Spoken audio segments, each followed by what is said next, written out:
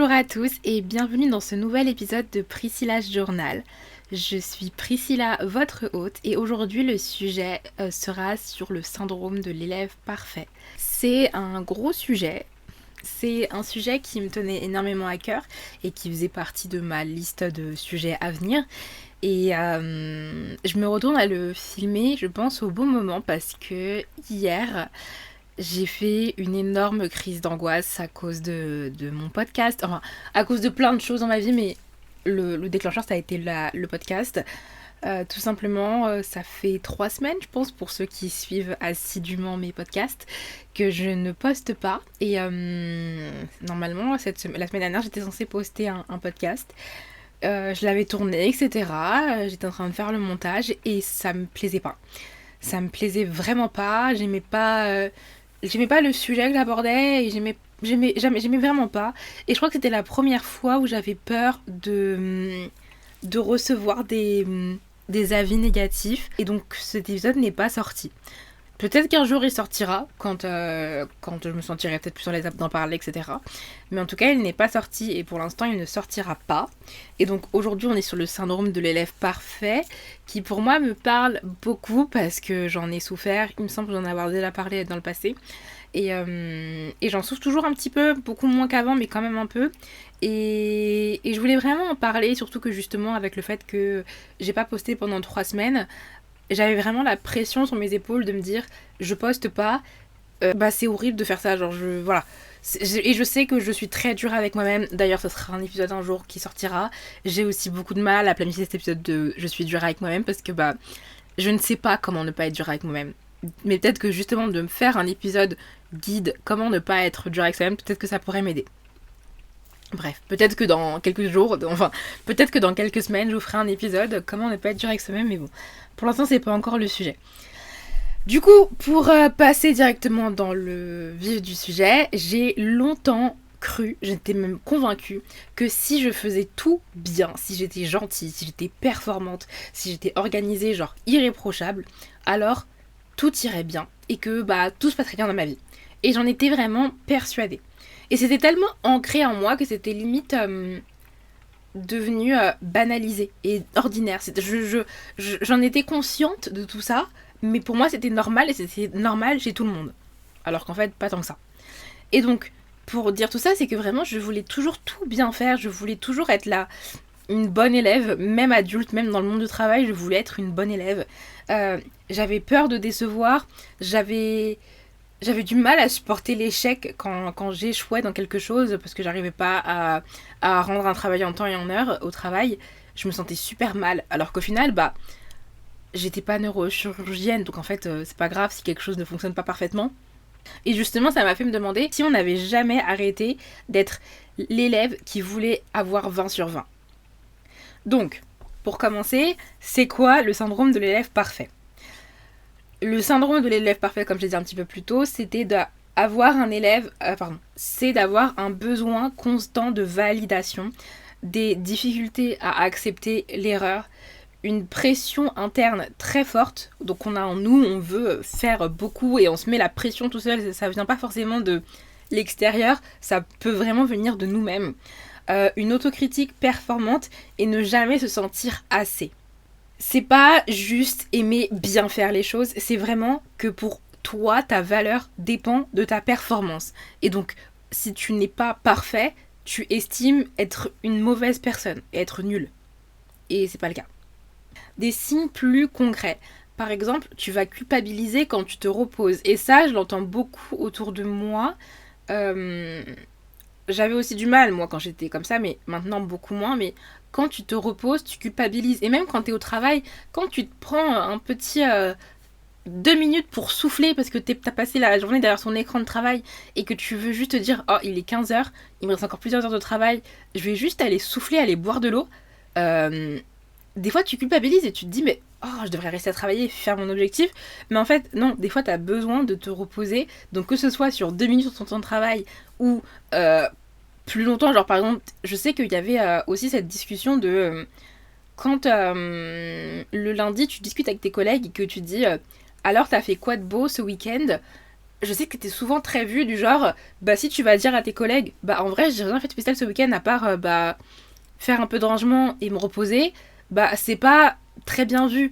En général, t'avais des collègues qui allaient dire ah moi je suis allée faire du sport, puis après je suis allée à une exposition, puis je suis allée tester un nouveau restaurant expérimental qui a ouvert, et puis après j'ai joué d'un instrument de musique. Bref, tu vas avoir des gens qui vont faire ça, et genre je pense que c'est aussi normal des fois de passer des week-ends à rien faire et à juste se reposer ou à faire des trucs qui ne prennent pas beaucoup d'énergie mais qui te détendent.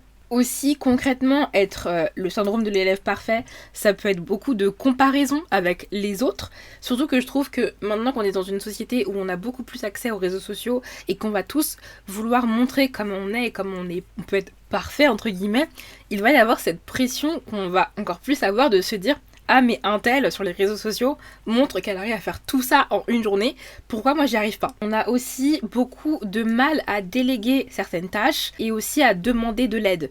Et je pense que c'est extrêmement important de savoir demander de l'aide parce que ça a été vraiment quelque chose que on m'a souvent fait la remarque quand j'étais stagiaire au début dans ma carrière professionnelle.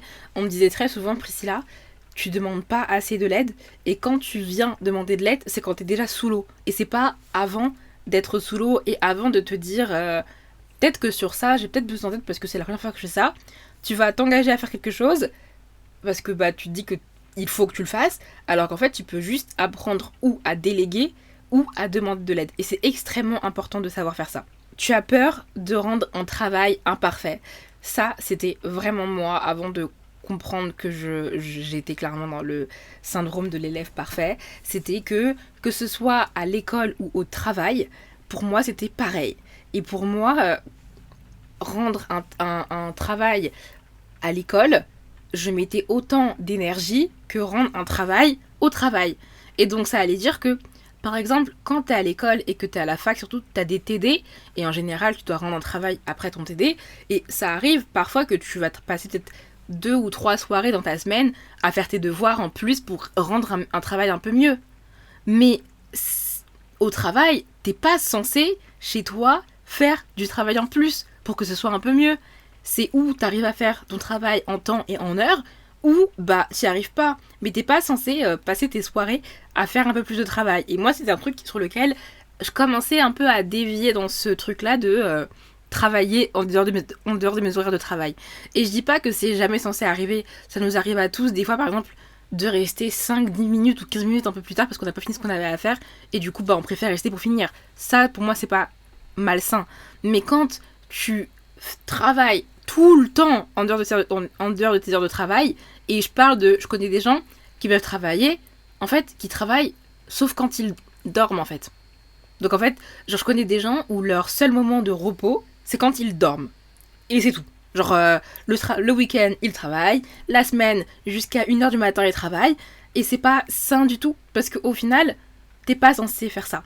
Ensuite, d'autres signes, tu vas anticiper le jugement. Donc ça peut être dans ta vie personnelle mais dans ta vie professionnelle aussi. Tu vas avoir peur qu'on te juge parce que tu estimes que tu n'es pas parfaite. Et tu dis oui parce que tu as peur de décevoir. Tu vas accepter 53 000 nouvelles missions au travail parce que t'as pas envie qu'on se dise ah bah Priscilla elle est pas parfaite, elle sait pas faire tout ce qu'elle doit faire.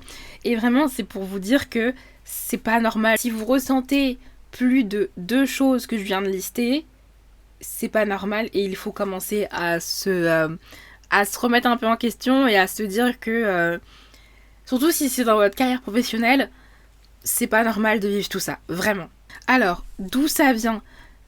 Tout simplement déjà l'éducation elle valorise la réussite et je parle vraiment de à l'école. Dès qu'on est du plus jeune âge, on va clairement le dire, surtout que moi je me souviens il y avait des professeurs qui rendaient les copies dans l'ordre décroissant. Donc en gros du 18 sur 20 jusqu'à la pire note. Et je me souviens que du coup je me souviens de la pression que ça me faisait. Je me souviens c'était en cours de français en seconde. La prof parfois je ratais mon devoir et genre j'avais 8 sur 20. Et quand tu sais que t'es dans les dernières copies, bah déjà tu sais que t'as pas la moyenne déjà, parce que du coup t'entends les autres dire ah j'ai eu 11 ou ah j'ai eu 10, donc tu sais que t'as en dessous de ces notes là, et en plus bah t'as ce jugement de tout le monde, parce que tout le monde sait quelle note t'as, et je trouve ça affreux. Donc déjà t'as ce système de voilà l'éducation qui favorise la réussite, on a aussi le fait que en France c'est très rare d'avoir 20 sur 20. Je me souviens, en tout cas moi dans ma période scolaire, à part si je rendais un QCM, je pouvais avoir des chances d'avoir un 10 sur 10 ou un 20 sur 20. Mais sinon, dans ta scolarité, c'est compliqué d'avoir un 20 sur 20 parce que, surtout que je sais qu'en France, on juge le 20 sur 20 comme parfait, rien à redire. Et en général, c'est pas possible de ne rien avoir à redire. Quand tu rends un travail, il y aura toujours des choses que tu aurais pu faire autrement ou faire mieux. Donc en général, tu vas avoir 17, 18, peut-être 19 si tu as de la chance. Mais c'est très rare d'avoir 20 sur 20. Donc tu as déjà ce truc, tu as déjà cette mini pression interne qui te vise toujours à vouloir faire mieux, parce qu'on estime aussi qu'on peut toujours faire mieux. Et donc c'est aussi pour ça qu'on donne pas beaucoup de 20 sur 20. On a aussi envie d'être vue comme la personne sage et la personne responsable sur qui on peut toujours compter, qui saura toujours rendre un travail parfait. On reçoit aussi de l'amour quand on réussit, et ça peut être dans une carrière pro lambda, ou dans une carrière où on va être plutôt comment ça s'appelle, une carrière où on va plutôt être en relation avec d'autres personnes, mais rien que juste mon podcast, et je parle vraiment à une toute petite échelle, mais juste voir que en très peu de temps j'ai réussi à fidéliser une quarantaine de personnes, bah moi ça me fait me dire que je fais du bon travail. Et pourtant 40 personnes c'est pas énorme quand on connaît des autres personnes sur d'autres plateformes, mais pour moi 40 personnes c'est énorme, parce que 40 personnes, bah si tu essayes d'imaginer une salle pleine de 40 personnes qui m'écouteraient parler pendant 20 minutes, bah c'est beaucoup au fond quand même. Donc t'as ce truc de, moi avec mon podcast, de plus mes épisodes seront bien, plus j'arriverai à être performante dans mes résultats, parce que bah on va pas se mentir, surtout quand tu postes des vidéos sur YouTube, parce que c'est la première fois que je poste autant de vidéos sur YouTube, avant je faisais pas ça, t'as beaucoup de retours de YouTube sur tes performances. Ils vont te dire ta vidéo est mieux que les anciennes, ou ta vidéo fait un peu moins de bien, fait des chiffres un peu moins bons, donc t'as un peu ce truc où tu vas te remettre en question sur est-ce que ma vidéo a un problème, alors que peut-être que juste c'est comme ça. Et surtout qu'il y a des fois, il y a des vidéos sur la première semaine où je la poste, il n'y a pas de grands changements, mais au bout d'une semaine ou deux, d'un coup, les vues, elles peuvent doubler, par exemple. Donc voilà, je ferme ma parenthèse.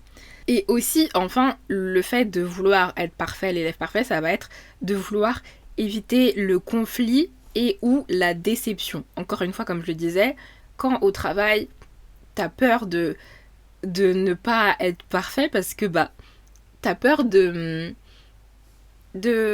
décevoir les autres, ou même d'entrer en conflit, parce que quand on est à l'école et qu'on a des travaux de groupe, on sait tous qu'on doit tous faire on se divise un peu nos parties, et donc tu vas te donner à 100% pour faire ta partie, parce que on sait très bien que dans les travaux de groupe, quand il y a quelqu'un qui travaille pas du tout, ça crée des conflits. Ça m'est déjà arrivé, moi, d'être dans des groupes de travail où t'en as un qui fait vraiment même pas 20% de ce qu'il est censé faire. Et c'est chiant, clairement. C'est chiant et ça crée des conflits en plus. Donc voilà. Et donc, quand on a appris à être aimé pour ce que l'on fait, on oublie qu'on peut aimer pour ce qu'on est réellement, et pas pour ce que l'on fait. Et ça me fait vraiment penser... En ce moment, je regarde les Jeux Olympiques d'hiver, et la patineuse artistique... J'ai oublié son nom. Ah mince, je l'avais juste avant de filmer, j'ai oublié son nom.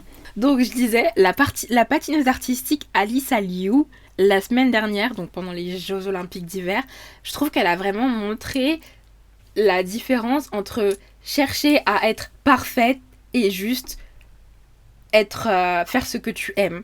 Parce que je sais pas si vous connaissez un peu son histoire, mais c'est une fille qui a brisé des records dès son plus jeune âge, dès ses 14 ans. Elle a réussi à être championne du monde, je crois. Déjà de base, donc c'est incroyable comme résultat. Et elle a fait les Jeux Olympiques de Pékin, si je me trompe pas. Et au final, elle a annoncé qu'elle prenait sa retraite après avoir gagné l'or. Parce qu'elle trouvait qu'elle avait beaucoup trop de pression, et ça résonnait pas avec elle-même. Donc elle a pris 1 an de pause. Puis elle est retournée faire du ski. Et ça lui a rappelé la glisse, comme sur les patins à glace, quoi. Donc elle a décidé de retester le patin à glace. Et elle s'est rappelée qu'elle aimait vraiment cette sensation de glisser, de glisser. Elle a voulu reprendre les entraînements, mais quand elle a repris les entraînements, elle a vraiment dit, cette fois-ci, je le fais pour moi, je le fais pour le plaisir, et c'est moi qui choisis mon emploi du temps, etc. Et j'ai vu sa performance qui lui a fait gagner l'or là la semaine dernière, et vraiment, c'est incroyable. Ça se voit, contrairement à d'autres patineurs, et je ne juge pas leur performance parce que vraiment, je ne serais même pas capable de faire. J'arriverais même pas à tenir sur la glace sans tomber pendant plus de 10 secondes. Mais ça se voit sur son visage qu'elle le fait parce que c'est sa passion et pas parce qu'elle veut obtenir l'or.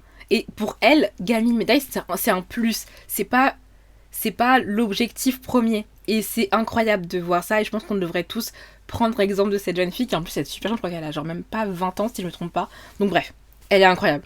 D'ailleurs, transition super, le revers de la médaille du syndrome de l'élève parfait. Il y en a plusieurs. Le burn-out. Je trouve que c'est une maladie qu'on peut attraper et qui n'est pas assez bien expliquée et dans lequel on n'est pas assez bien préparé. Moi, je sais j'ai eu des cours de santé mentale au travail que dans les dernières semaines de mes cours en master. Et justement, on était tous d'accord à la fin quand on en a parlé avec la professeure qui en plus c'est une fille super. Elle tient un média qui s'appelle Balance ton agency. Justement, elle balance un peu les agences de communication où les conditions de travail ne sont pas spécialement super. En tout cas, grâce à elle, je sais très bien où je n'ai pas envie de travailler.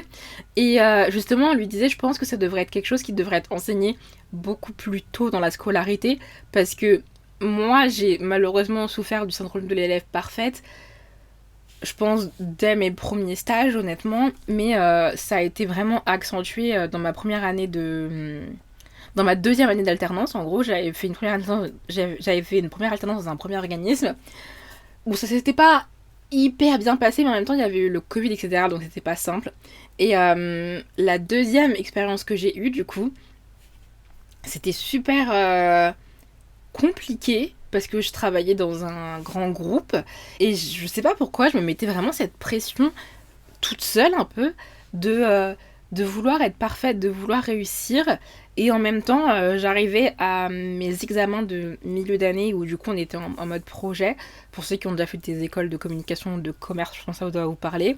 Mais pour ceux qui n'ont pas fait ça, en gros, c'est pendant une semaine, tu te crées une agence de communication et tout le monde travaille sur le même sujet pour proposer une solution à une marque. Et donc c'est une semaine où tu te mets vraiment à fond dessus. Et je me souviens que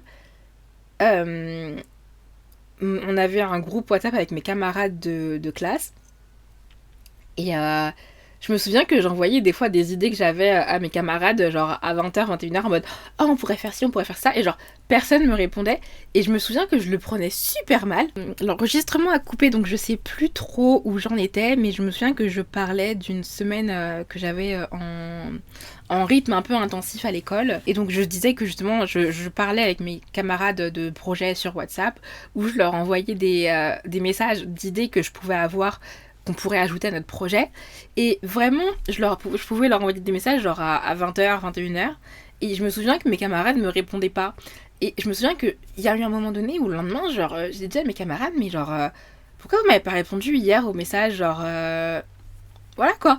Et elles m'ont juste répondu, bah, Priscilla, bah voilà quoi, il était 21h, c'était mon moment à moi quoi, donc j'avais pas spécialement envie de penser au projet, on y pense toute la journée déjà de base, donc j'avais pas spécialement envie de retourner dedans, et je comptais en parler avec toi ce matin quoi.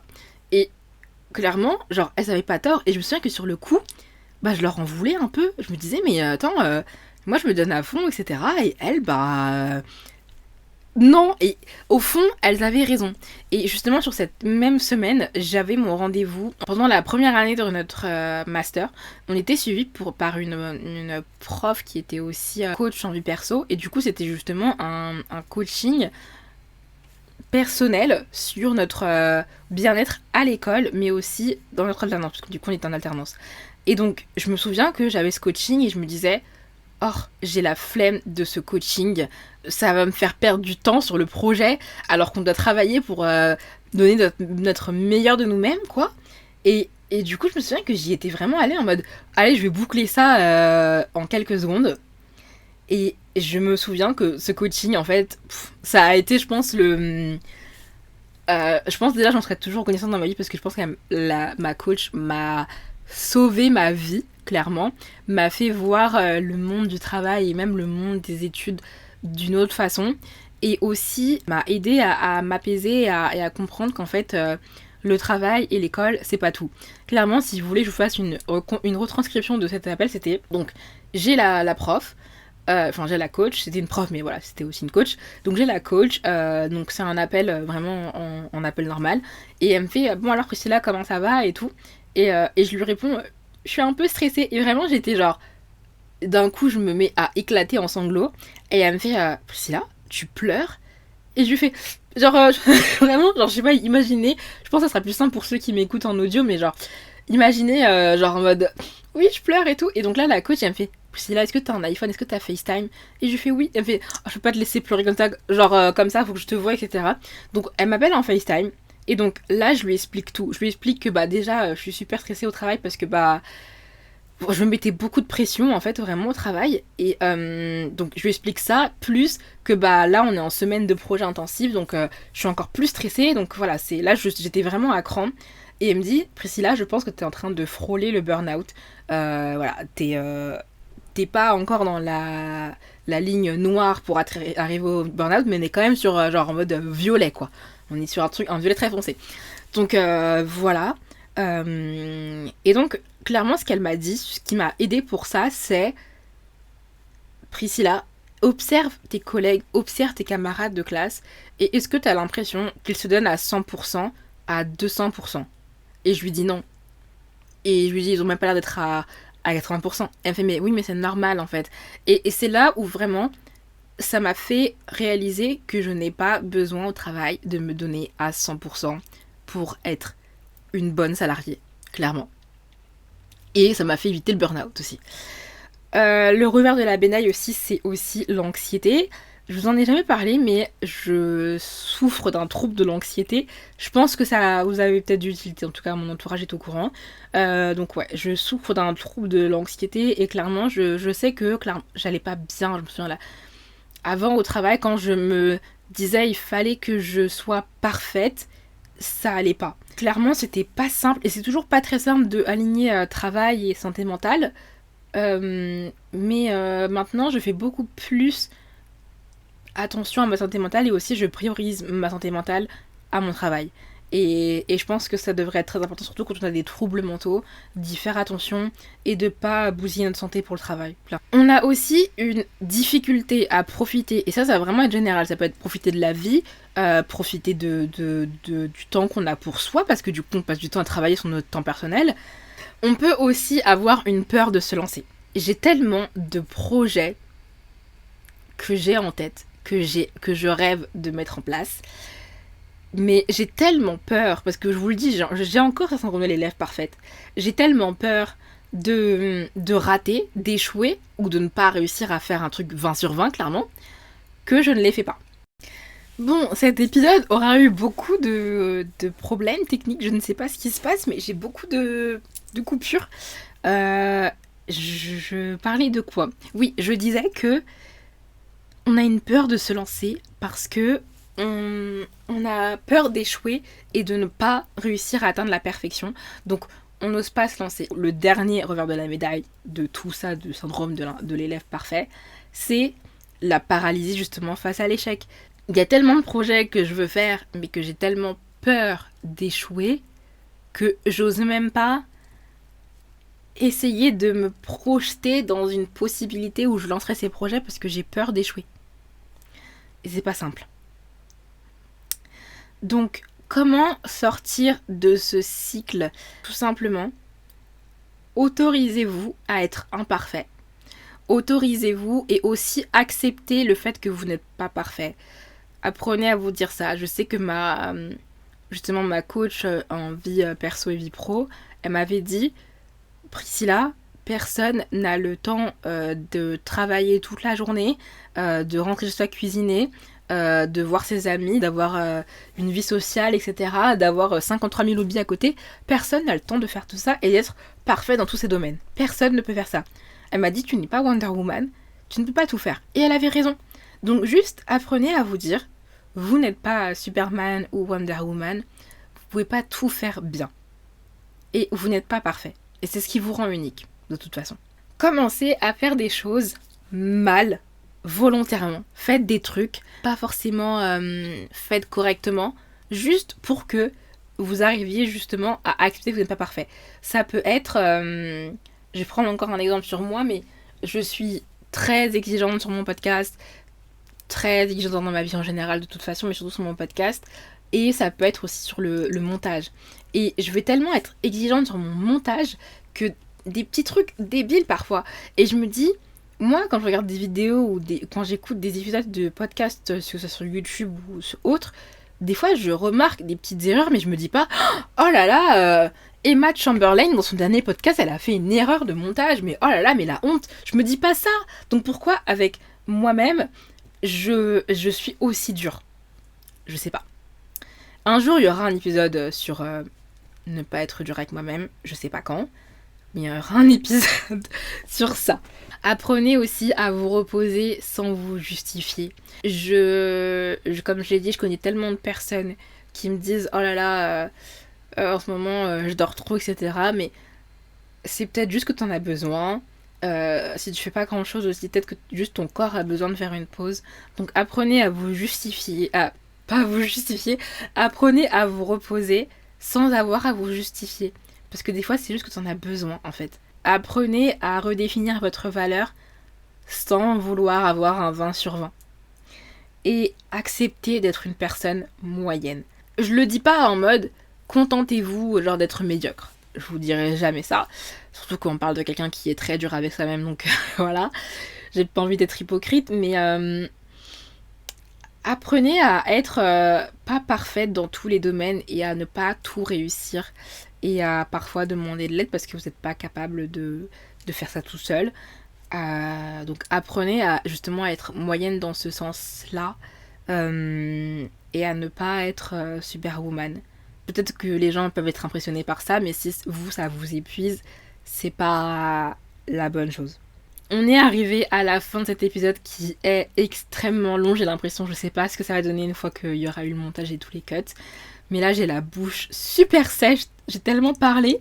Pour conclure, tu n'es pas obligée d'être parfaite ou parfait pour mériter ta place.